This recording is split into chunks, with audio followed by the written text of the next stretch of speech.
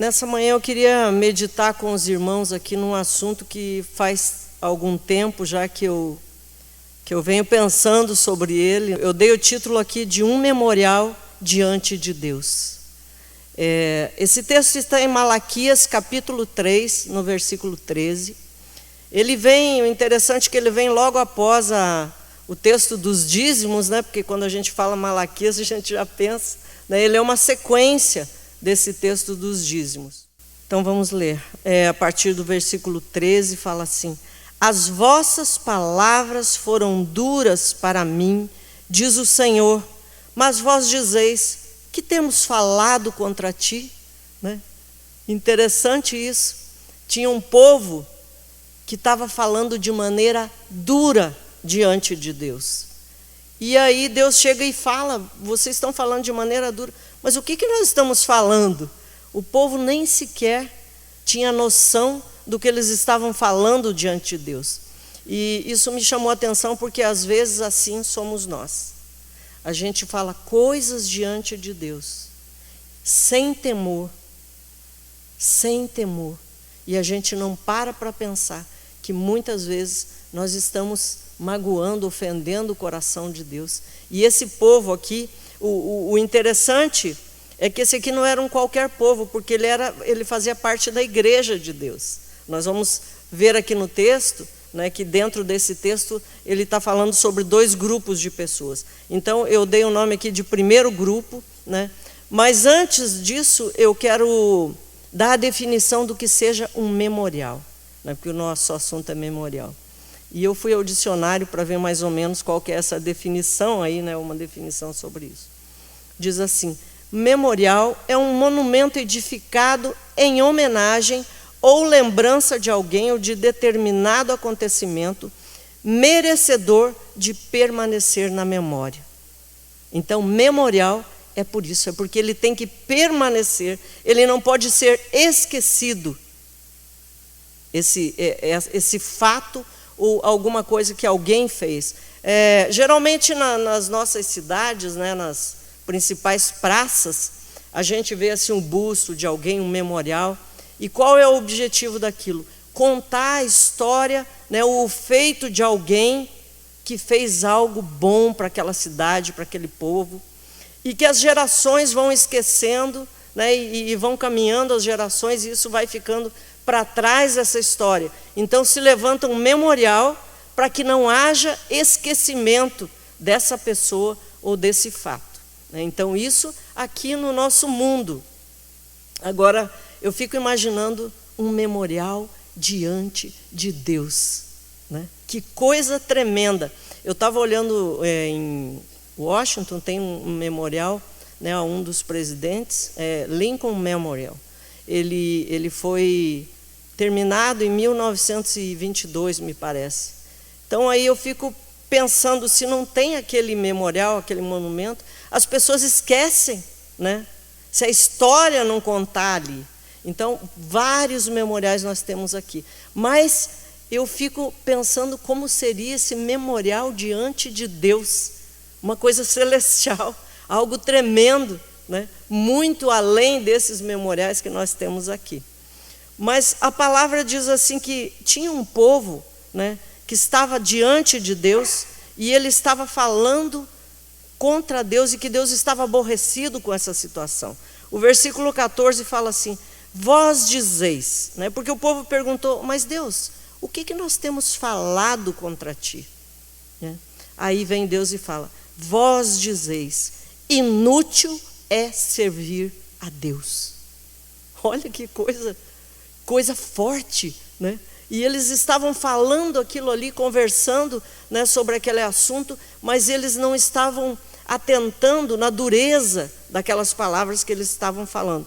Olha o que eles disseram: que nos aproveitou termos cuidado em guardar os seus preceitos e andar de luto diante do Senhor, né? Esse de luto é no sentido de nós somos umas pessoas que nos santificamos, que estamos andando com Deus, na presença de Deus. A gente deixou as coisas lá do mundo para seguir a Deus, né? Estamos nos abstendo de muitas coisas, né? E eles dizem assim: ora, pois nós reputávamos por felizes os soberbos. Então esse povo, ele estava olhando, essas pessoas estavam olhando para as pessoas lá do mundo, né? Para os perversos, para os iníquos, e eles estavam achando que aquele era um povo feliz, né? A palavra está dizendo aqui que eles reputavam, quer dizer, eles consideravam aquelas pessoas como felizes. Os soberbos, do ponto de vista deles, eram pessoas felizes. Também os que cometem impiedade prosperam, sim, eles tentam a Deus e escapam. Olha que coisa terrível que eles estavam falando de Deus, a visão que eles tinham sobre Deus, né? O Deus, olha, como pode essas pessoas fazendo tudo isso? Eles são felizes, os soberbos, aqueles que fazem coisas terríveis contra ti, eles fazem isso e escapam, né? O versículo 15 descreve isso. Então, Deus ficou tremendamente aborrecido com isso, porque Deus falou: vocês estão falando palavras duras diante de mim. Dura mesmo, porque para chegar a dizer que é inútil servir a Deus. Mas o que eu achei interessante, eu estava lendo também o Salmo 73, e um salmista, Asaf, ele estava falando algo bastante parecido com o que esse povo aqui falava. Olha o que Asaf estava dizendo. No versículo 2, 73, versículo 2, ele começa dizendo assim: quanto a mim, porém, quase me resvalaram os pés, pouco faltou para que se desviassem os meus pés, pois eu invejava os arrogantes. O salmista invejava. A inveja é algo terrível, ela produz amargura no coração daquele que abriga a inveja. Então o salmista diz aqui que ele invejava os arrogantes, né? Aí ele diz assim: ao ver a prosperidade dos perversos.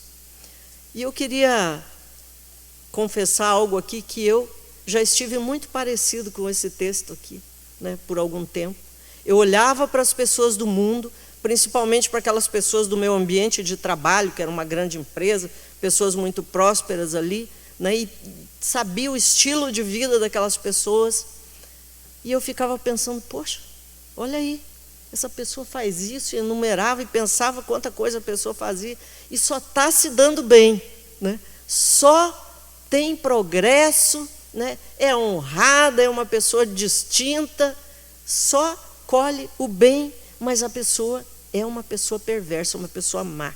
E estava como esse salmista, mas glória a Deus que hoje já não penso mais assim, né? Já entendi essa verdade. Então o salmista diz assim, que ele invejava os arrogantes, porque ao ver a prosperidade deles. Então essas pessoas arrogantes estavam prosperando. Para eles não há preocupações, o seu corpo é sadio, nédio, quer dizer, eles têm muita saúde, está tudo bem com eles, eles não têm nada com o que se preocupar, porque tudo vai bem, tudo prospera, tem saúde, né, que é uma coisa assim que nós valorizamos muito a saúde, porque se a gente não tiver saúde, acabou, não adianta o resto, né? Então, o salmista descreve que ele observava esses arrogantes e eles estavam tão felizes, cheios de saúde. Para eles não há preocupação, o seu corpo é sadio, não partilham das canseiras dos mortais, nem são afligidos como os outros homens. Daí a soberba que os cinge como um colar e a violência que os envolve como um manto. Então, por isso que eles são assim tão soberbos, né? Eles são maus, são violentos, porque eles estão fazendo aquelas coisas e tudo está saindo bem para eles.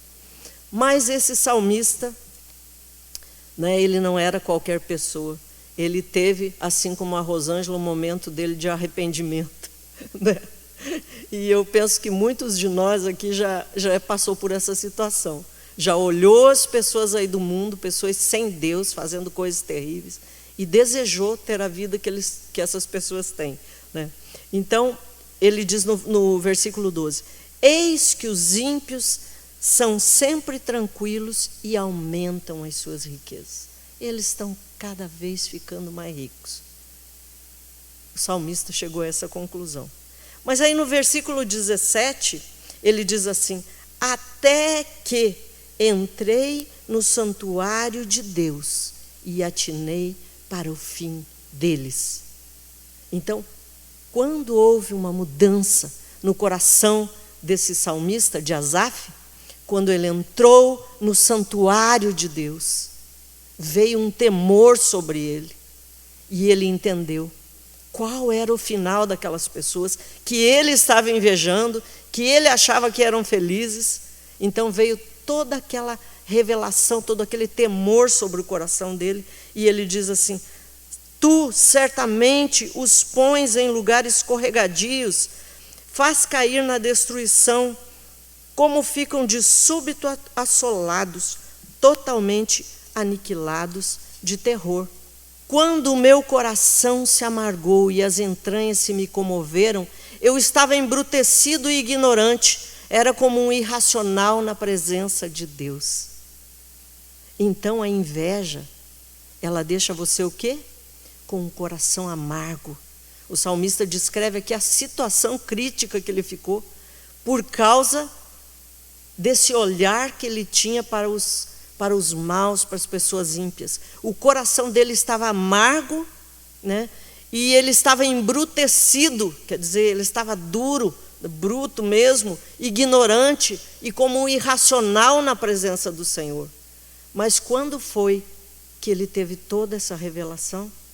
Quando ele entrou no santuário do Senhor e ele derramou o seu coração perante o Senhor.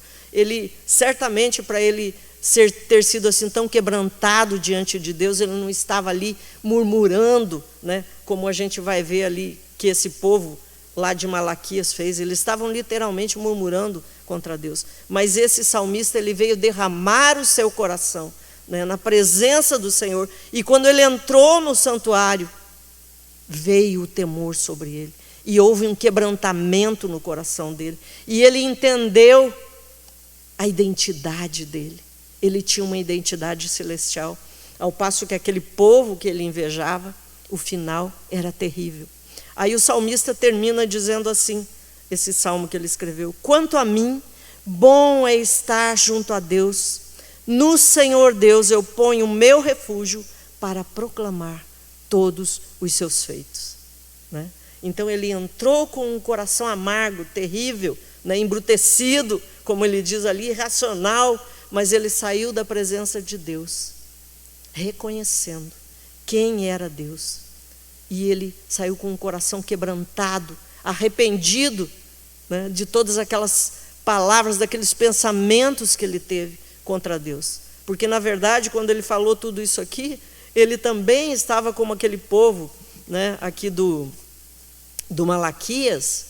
Ele estava dizendo para Deus: Deus, eu olho assim, e esse povo só está se dando bem, né? E eu estou aqui numa situação difícil, então eu não consigo compreender essas coisas. Ele foi com esse coração amargo para a presença de Deus.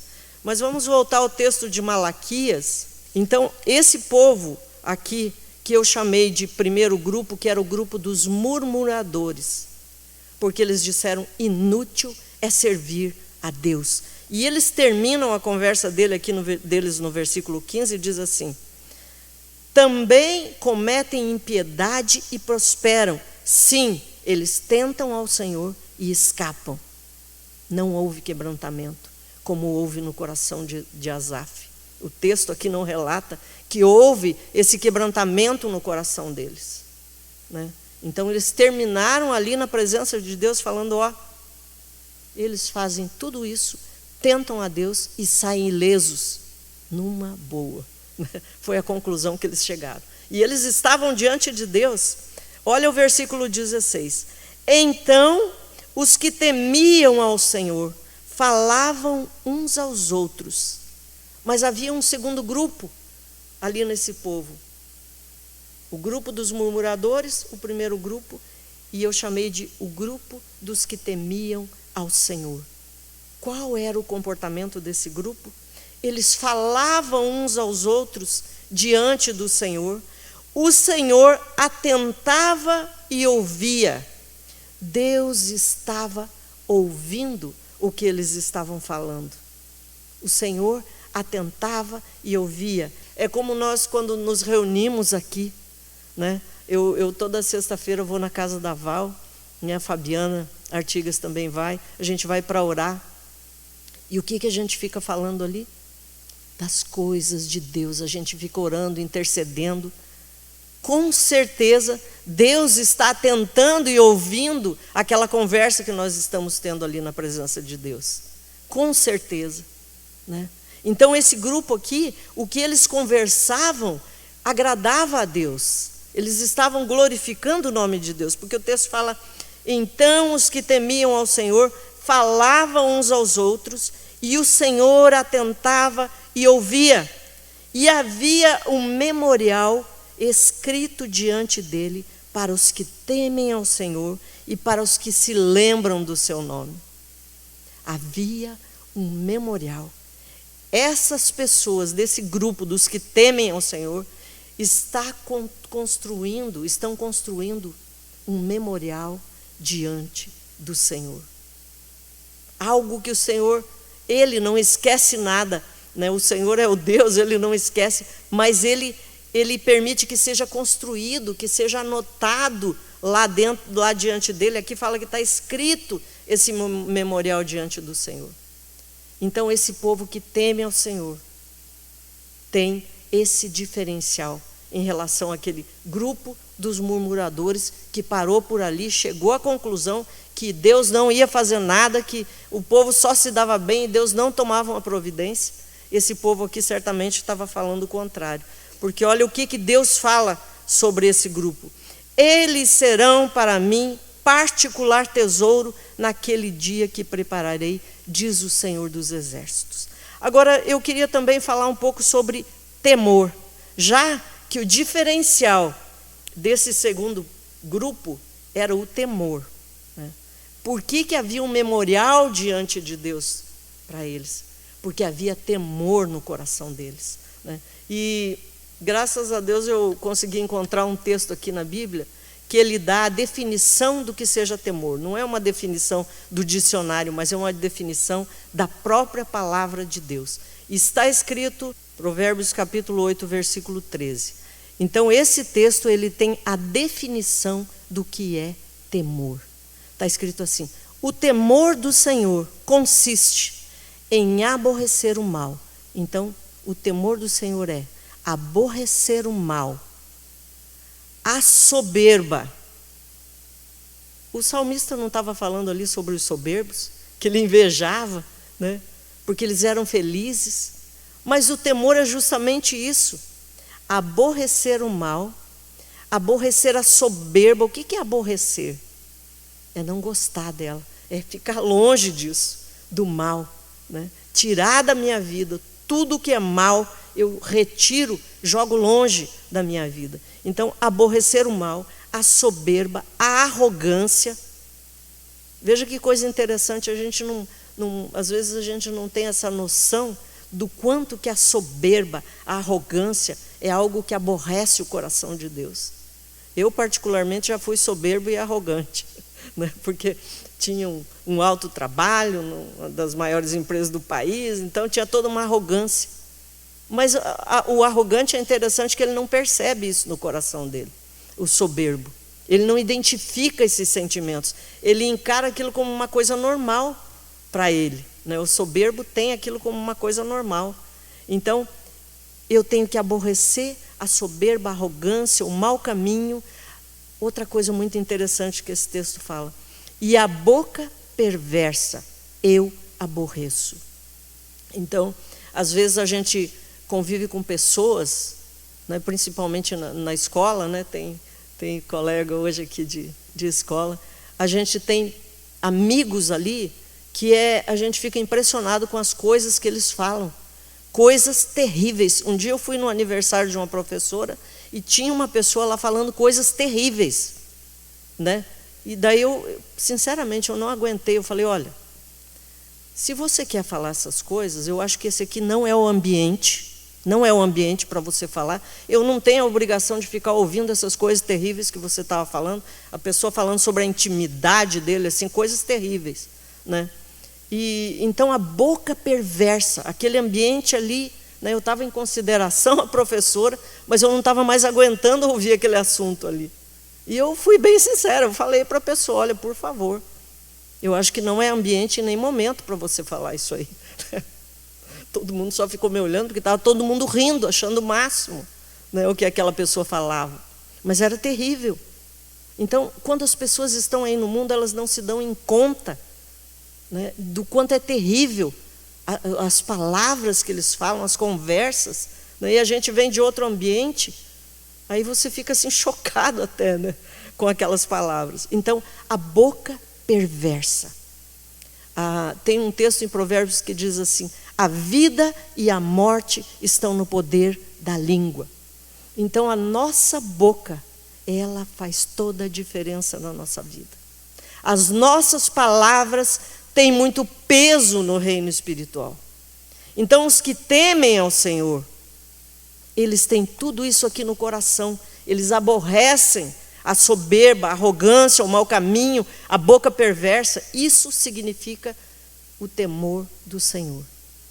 Então, esse povo que estava na presença do Senhor tinha essa característica, se desviava do mal. Quando você lê o Salmo 1, é impressionante. Fala assim: bem-aventurado o homem que não se assenta, né, que não ouve o conselho dos ímpios, que não anda no caminho dos pecadores e não se assenta na roda dos escarnecedores. Porque não dá para quem tem Deus no coração ficar nesse ambiente, a menos que você tenha o propósito, porque a palavra diz que nós somos sal, né? Então nós temos que ir às pessoas para ganhar aquelas pessoas. É o único objetivo, a única razão pela qual eu estaria num ambiente assim, de poder ser luz ali naquele ambiente.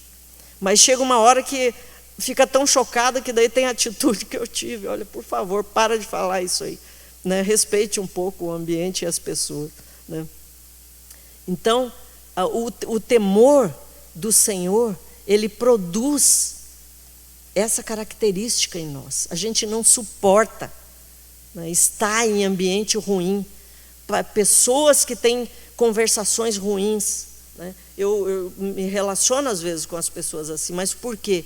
Porque eu tenho o objetivo de alcançar o coração delas. E é um negócio impressionante, chega um ponto que a pessoa toma cuidado com o que fala, porque ela sabe que aquilo ali não faz parte, né, da tua maneira de ser. Então ela mesma respeita, né, e ela usa outras palavras, porque a própria pessoa fica constrangida, né, porque sabe que aquele ambiente ali tem alguém que não vai aprovar aquelas coisas. Então o temor do Senhor é uma característica do povo de Deus. Agora eu fiquei pensando, se o temor é algo tão tremendo, tão importante assim, o temor é tão tremendo que através desse temor está sendo construído um memorial diante do Senhor. Então é algo que eu tenho que pensar muito sobre ele, que eu tenho que entender esse temor, não é verdade? Eu fiz todo um estudo sobre o temor, tem tantos textos, tantas promessas para aquele que tem o temor de Deus. Tem um texto em Salmo 25, 12 por aí, ou 14, fala assim: a intimidade do Senhor é para aqueles que o temem, né? Para quem que é a intimidade do Senhor? É para quem tem o temor de Deus, não é para qualquer pessoa, né? A intimidade do Senhor é para aqueles que o temem. Aí eu fiquei me perguntando, mas como é que eu vou produzir esse temor no meu coração? Como é que eu vou conseguir isso? Porque tem que ser algo prático na nossa vida. A palavra não é só uma teoria, ela tem que se tornar algo prático. Eu tenho que aplicar isso na minha vida. Jeremias 32, 40. Fala assim: farei aliança eterna, segundo a qual não deixarei de lhes fazer o bem, e porei o meu temor no seu coração, para que nunca se apartem de mim. Então, de onde vem o temor? De Deus. Ele vai colocar o temor no seu coração. À medida que você vai se aproximando de Deus, que você vai consagrando a tua vida, que você se lança para a palavra, esse temor é colocado no teu coração. Ele vem de Deus. É por isso que de repente você fica assim, nossa, não dá para eu ficar ouvindo essas coisas, porque os meus ouvidos, né? Tem um texto também que fala que os meus olhos não vejam o mal, e às vezes a gente senta em frente à televisão e fica vendo um monte de coisa ruim, né? Mas a palavra diz que é para eu preservar os meus olhos, os meus ouvidos, porque eles são santificados ao Senhor. Esse texto de Jeremias, ele me deu uma clareza assim, de como é que eu ia conquistar esse temor, né? Da onde que vem, qual é a fonte do temor. Então o próprio Senhor vai colocar esse temor no teu coração, à medida que você se aproxima dele. Mas eu quero ler alguns textos também, que estão em Eclesiastes, porque a gente precisa entender, né? Quando você vê esse povo falando aqui, o grupo 1, os murmuradores, né? Parece que eles têm razão, puxa vida, esse povo aí só está se dando bem, por que Deus não toma uma atitude? Eu fiquei me perguntando isso na época que eu estava com esse coração aqui parecendo o de Asaf, né? Amargurado, embrutecido, né? E fiquei pensando, mas qual a razão de que Deus deixa ir tão longe, né? Toda essa maldade, e Deus não toma uma providência? E aí comecei a estudar esse assunto e encontrei um texto que está em Eclesiastes: visto como não se executa logo a sentença sobre a má obra, o coração dos filhos dos homens está inteiramente disposto a praticar o mal. Que texto incrível! Por que as pessoas continuam sendo soberbas, sendo iníquas, sendo terríveis, arrogantes? Porque ali diz que não se executa logo. Essa palavra logo me chamou a atenção, quer dizer, está sendo dado um tempo, né? A pessoa está praticando mal, e não vem logo a sentença sobre essas pessoas, né? Mas em Isaías, capítulo 30, eu descobri por que não vem logo essa sentença. Isaías, capítulo 30, versículos 18 a 21. Diz assim: por isso o Senhor espera para ter misericórdia de vós, se detém para se compadecer de vós, porque o Senhor é Deus de justiça. Bem-aventurados todos os que nele esperam. Então, o que é que... Por que não se executa logo a sentença? Porque o Senhor espera para ter misericórdia. Deus é um Deus cheio de misericórdia. Eu fico pensando assim, o que aquele povo pensava a respeito de Paulo, na época que Paulo, que era Saulo ainda, né, saía matando os cristãos. Ele estava ali na morte de Estevão, ele aprovava, ele concordava com aquele apedrejamento de Estevão. Era muita maldade. Então eu fico pensando, aquele povo da época que tinha pavor de Saulo, queria ver Saulo morto, e devia pensar igualzinho o Asaf e esse povo aqui do Malaquias. Por que Deus deixa esse ser humano viver e sair matando os cristãos, pessoas de Deus? Mas olha depois, por causa dessa misericórdia do Senhor, porque Ele espera para ter misericórdia, quem foi Saulo? Se tornou Paulo. Aquele que nós temos várias epístolas, muito ensinamento através dele. Ele se converteu quando ele foi confrontado com a presença de Jesus. Então faltava para ele essa presença. E aí, como Deus esperou o momento certo para resgatar. Mas Saulo, ele poderia ter visto tudo aquilo, assim como aquele povo lá no Egito, os murmuradores, né? Que nós não lemos aqui ainda o texto sobre os murmuradores, mas ele poderia ter dito, não, aquela luz ali, sei lá, de repente era um raio, alguma coisa, e não ter crido que era o próprio Jesus ali se manifestando a ele. Como aquele povo do Egito que viu todos aqueles milagres. Imagina o maná caindo do céu, toca na rocha e sai água, o mar se abre diante deles, né? De noite tinha uma nuvem, durante o dia né? Durante o dia a nuvem, à noite tinha uma coluna de fogo para aquecer eles naquele deserto. Então, eles provaram, eles viram coisas tremendas. Mas o que esse povo fez? Eu gostaria de ler o Números, capítulo 21, versículos 4 a 6, uma leitura rápida, só para a gente entender o problema dos murmuradores. Onde que vai dar isso se a pessoa não se quebrantar e se a pessoa não quebrantar o coração, não deixar Deus mudar esse coração? Então partiram do Monte Or pelo caminho do Mar Vermelho, a rodear a terra de Edom, porém o povo se tornou impaciente no caminho. O que aconteceu com o povo? Perdeu a paciência. No meio daquele deserto, andando, ficou impaciente. E o que eles começaram a fazer? E o povo falou contra Deus e contra Moisés. Por que nos fizeste subir do Egito para que morramos neste deserto, onde não há pão nem água, e a nossa alma tem fastio desse pão vil? Olha, o que eles falavam diante do Senhor? Eles começaram a murmurar contra Deus e contra Moisés. E o coração deles ficou tão endurecido, eles não fizeram igual que o Asaf, que deixou o seu coração se quebrantar diante de tantos milagres, tantas coisas tremendas que Deus fez, né? Esse povo aqui teve um coração terrível, duro. E o que aconteceu a eles? Então o Senhor mandou entre o povo serpentes abrasadoras que mordiam o povo, e morreram muitos do povo de Israel. Então, muitos caíram naquele deserto. A gente sabe que só a geração, né, de 21 anos para baixo que herdou a terra prometida, porque aquele povo para cima ali, todo mundo ficou prostrado no deserto, porque era uma geração de murmuradores. Então, a gente precisa sondar o nosso coração e lançar fora toda a murmuração. Se a gente não está entendendo aquele momento difícil que a gente está passando, a gente tem que saber que nós estamos passando pela provação, como diz Tiago. O objetivo da provação é provar a nossa fé e vai nos tornar perseverantes. Amém?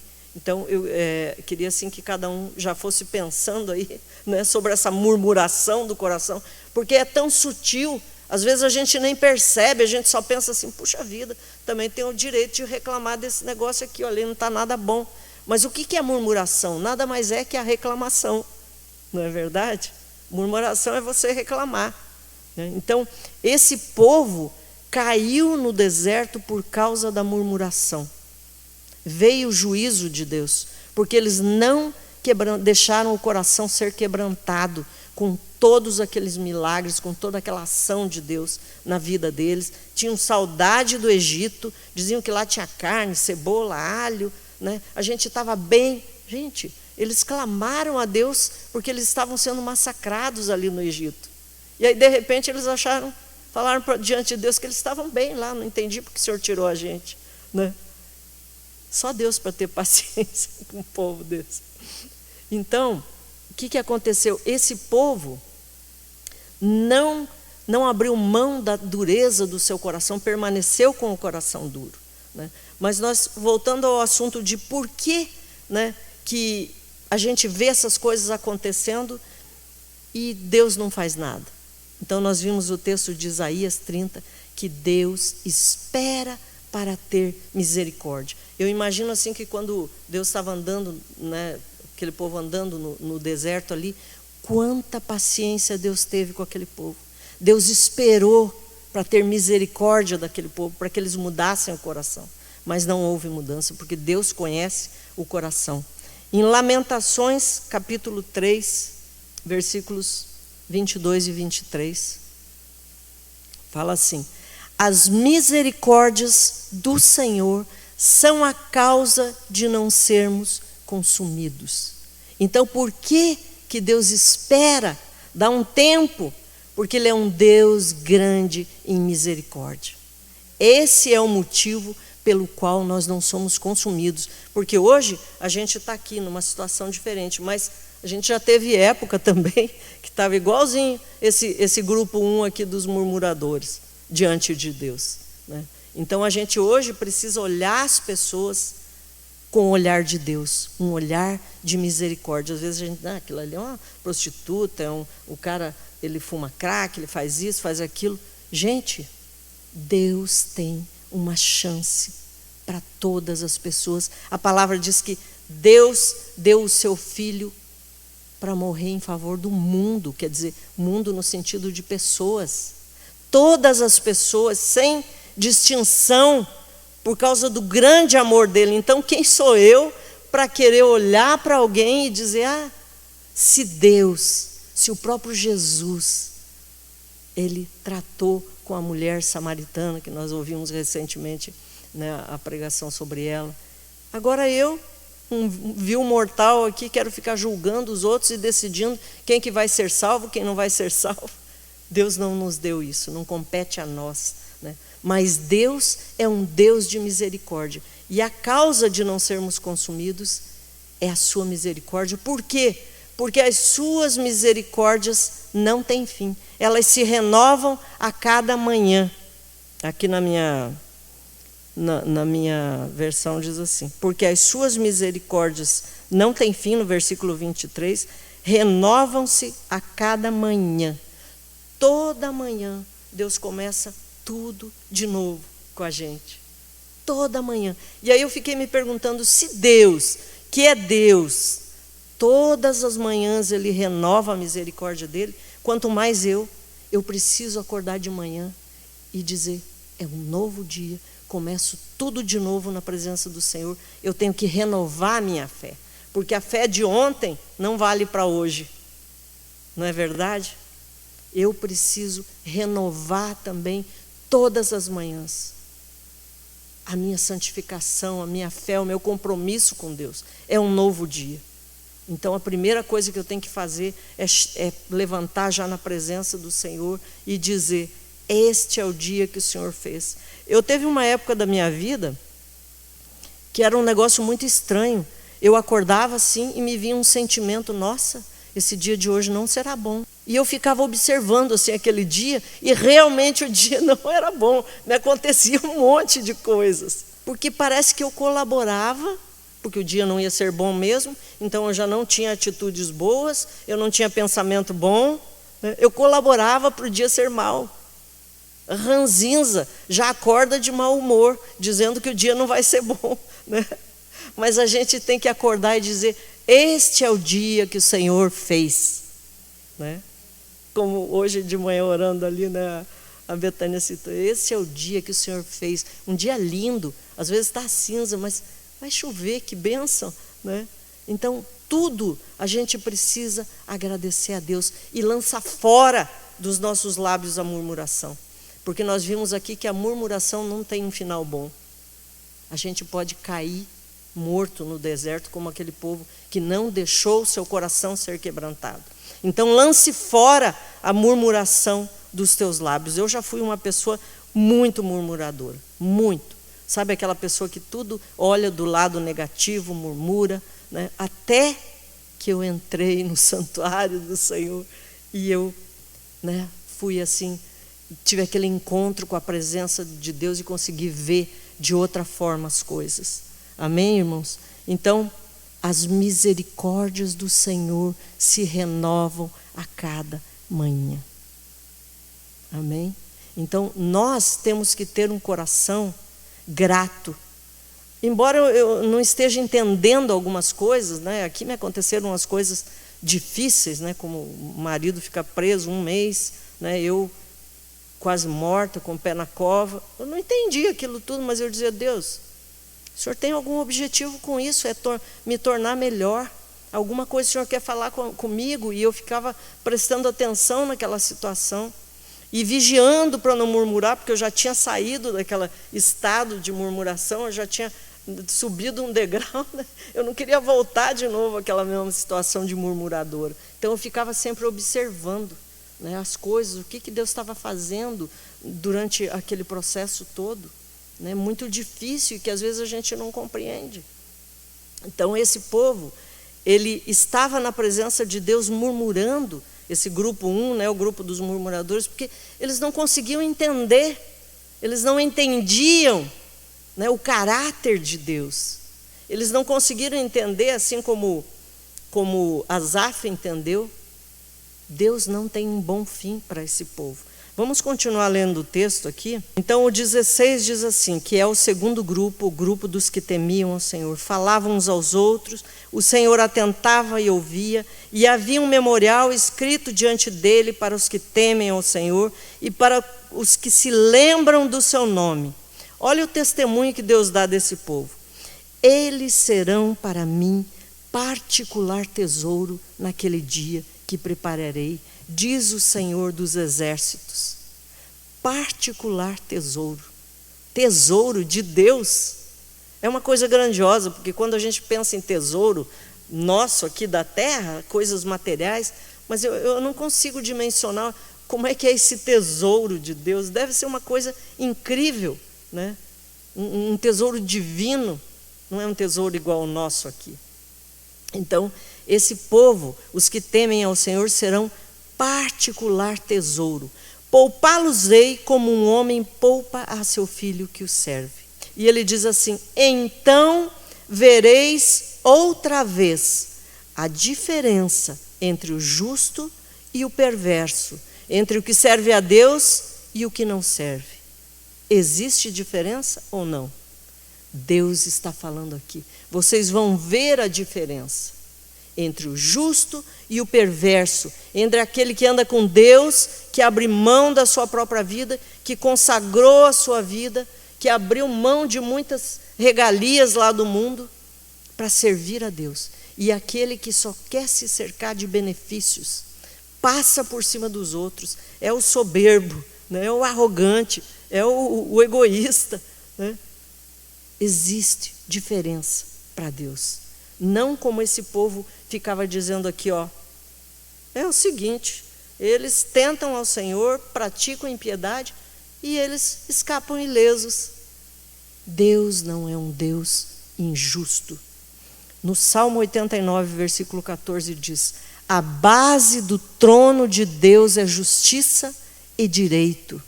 Então, o trono de Deus está fundamentado em cima de justiça e direito. Então, Deus não vai, ele não trata o justo da mesma forma que o injusto, o ímpio, né, com o justo. Então, vereis a diferença entre o justo e o perverso, entre o que serve a Deus e o que não serve. Sabe, irmãos, essa palavra, eu fiz para mim mesma, né, já há algum tempo atrás, porque quando eu precisava sair desse estágio aí da murmuração e de ficar olhando essa situação das outras pessoas, esse texto aqui foi algo tremendo para mim. Por isso que eu estou compartilhando hoje com os irmãos, porque eu acredito que muitos de nós, muitos dentro da igreja, têm esse olhar para com as pessoas que estão lá fora, lá no mundo, né? Tem esse olhar aqui que esse grupo dos murmuradores tinha, né? De olhar e pensar, Deus não é justo. Eles fazem o que fazem contra Deus e saem ilesos, numa boa. Tanto faz você servir a Deus como não servir, né? Inútil é servir a Deus. Que palavra forte eles disseram, né? Mas Deus diz, vocês vão ver a diferença entre o justo e o perverso, entre o que serve a Deus e o que não serve. Pois eis que vem o dia e arde como fornalha, é o capítulo 4, versículos 1 e 2. Pois eis que vem o dia e arde como fornalha, todos os soberbos e todos os que cometem perversidade serão como restolho, né? Os soberbos. Por que Deus não gosta em absoluto da soberba? Deus odeia soberbo. Sabe quem foi o primeiro soberbo que se levantou? Lúcifer. O que é a soberba? Ele diz, eu vou ser como Deus, vou subir e vou estabelecer o meu reino. Isso é soberba. Então a soberba surgiu no coração de Satanás. Então é algo que aborrece muito a Deus, porque ele está dizendo aqui os soberbos e todos os que cometem perversidade serão como restolho. O dia vem e os abrasará, diz o Senhor dos Exércitos, de sorte que não lhes deixará nem raiz nem ramo. Não vai sobrar nada deles. Assim como na época de Noé, foi invadido o mundo pelas águas. Só sobrou aquela família que era do grupo dos que temiam ao Senhor. Não é verdade? O Senhor exterminou toda aquela população, toda a terra. Então, ele diz que esse povo será como um restolho e virá o dia, está se referindo ao grande dia do Senhor, do final dos tempos. Mas para vós outros, que temeis o meu nome, nascerá o sol da justiça. Olha a diferença entre o justo e o injusto, o que serve a Deus e o que não serve. O que não serve, ele vai ser como um restolho, vai ser abrasado no grande dia.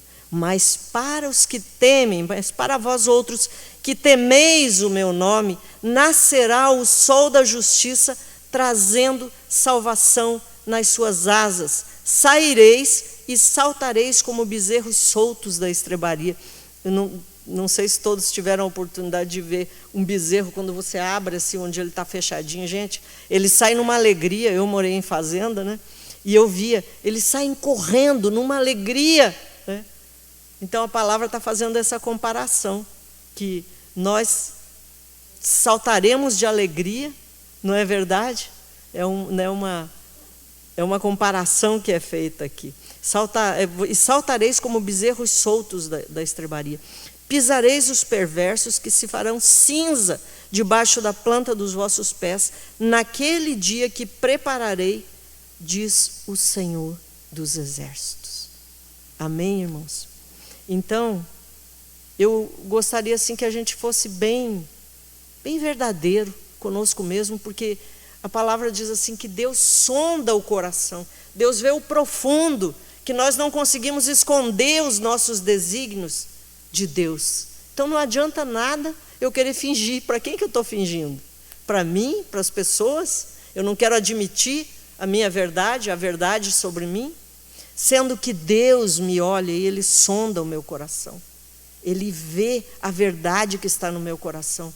Jeremias 17 fala que o coração do homem é tremendamente enganoso, é corrupto. Então eu sempre oro assim: Senhor, tem coisas que eu não consigo enxergar a meu respeito, eu não consigo enxergar o meu próprio coração, porque assim como esse povo que estava com o coração embrutecido, que eles disseram que não adiantava nada, que inútil era servir a Deus, eles tinham um coração terrível, duro. E às vezes a gente não tem a verdadeira noção sobre nós mesmos. Então nós precisamos orar e dizer: Senhor, sonda o meu coração. Porque a palavra diz: quem é que vai entrar na presença do Senhor? Aquele que é puro de coração e que tem mãos limpas. Lá em Apocalipse fala sobre as vestes resplandecentes, que são os atos de justiça dos santos. Então, diante de Deus, nós precisamos ter vestes de justiça resplandecentes. Nós precisamos tirar do nosso meio tudo aquilo que aborrece a Deus, porque o mundo está aí fora e ele tenta encampar a nossa mente. Liga a televisão, sabe, ultimamente eu não quero mais nem assistir muito televisão, porque sinceramente, sabe, é tanta coisa, sabe, tanta coisa que você vê ali, que vai ocupando o espaço, é igualzinho um computador. Você começa a pôr filminho, videozinho, vai ocupando, tomando espaço da memória. Daqui a pouco você tenta jogar um arquivo bom lá dentro, não tem mais espaço. Não é verdade? Porque está tomado de lixo. Então chegou a hora, igreja, da gente limpar, ter um coração puro e da gente ser honesto e falar: Deus, se eu não estou vendo algo aqui no meu coração que o Senhor está enxergando, tem misericórdia de mim, me revela isso que está no meu coração, porque eu quero ter um coração puro, eu quero fazer parte desse grupo dos que temem ao Senhor, e eu quero ter um memorial diante do Senhor. Amém? Então eu queria deixar esse desafio assim com cada um, né, de vocês, de nós, para que a gente fosse bem sincero e dissesse: Deus, em qual desses grupos que eu estou enquadrado, Eu estou no grupo dos murmuradores, que ainda estou tendo uma chance, que se meu coração se quebrantar, porque lemos ali que Deus é um Deus de misericórdia, né? Ainda tenho a chance de me quebrantar diante do Senhor e passar para o outro grupo, que é o grupo dos que temem ao Senhor. Então nós precisamos fazer essa análise e essa oração, né, para Deus com toda a nossa sinceridade do nosso coração. Sabe, irmãos, porque o que a gente está vendo por aí é muita religiosidade dentro das igrejas, é um oba-oba, né, um cheio de programação, uma coisa toda, mas, sabe, não, às vezes não existe aquela chamada para santificação. O que é santificação? Se separar lá do mundo. Não adianta, né? Aquele que quer andar conforme o mundo, ele vai desagradar a Deus, porque não tem, é uma coisa totalmente contrária. Eu acho que não vale a pena a gente vir para a igreja para ficar equivocado, para ficar fingindo, né, de crente. Qual o objetivo disso? Ou a gente vem aqui para santificar a nossa vida e buscar a Deus de verdade, então vai lá para o mundão, porque a palavra fala que Deus aborrece, vai vomitar o morno. Você não é nem quente nem frio, você é morno. Morno é o religioso, aquele que está ali no meio do calor, né? Então fica morninho, mas não toma uma posição. Que Deus tenha misericórdia de nós.